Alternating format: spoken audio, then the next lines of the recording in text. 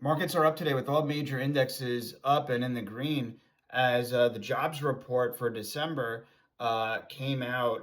It came out lower than expectations with only 50,000 jobs added in the establishment survey. And the unemployment rate dropped from 4.5% to 4.4%. So the unemployment rate dropping is good news. How is that possible if job gains were less than expected at 50,000?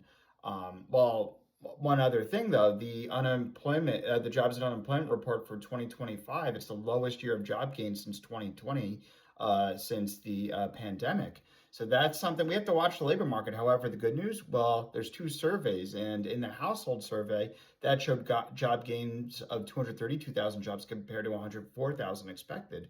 So that's probably why the unemployment rate dropped from 4.5% to 4.4%. So the labor market, at least in the headlines, you'll see that there's certainly weakness in the lowest job creation since 2020. However, the reality is that in the household survey, another survey that we also look at in terms of the fine print, show job gains more than expected. So that's good news. On top of that, the Supreme Court ruling got delayed.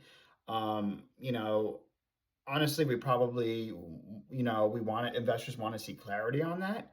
But investors know that even if the tariffs get overruled, which Polymarket says is likely with over a 50% chance of that happening, there's other legal authorities that the administration will use and other loopholes to reinstate them in either the same capacity or similar capacity. So the end goal will be the same. So investors are perhaps really just overlooking the Supreme Court ruling because they know at the end of the day the end goal is the same.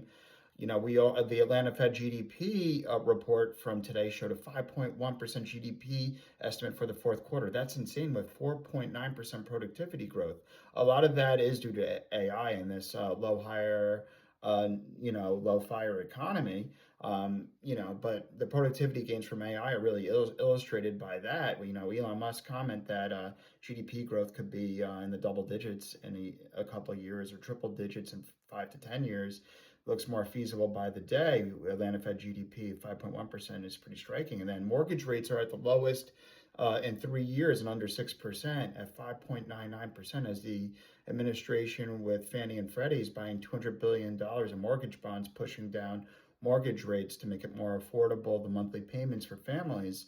So all in all, this is helping the market today, and the market's doing pretty well. Let's see how it closes, but we're seeing good news of the economy and economic strength, and especially as it looks like the Federal Reserve will likely cut some more rates this year with the new Federal Reserve chair.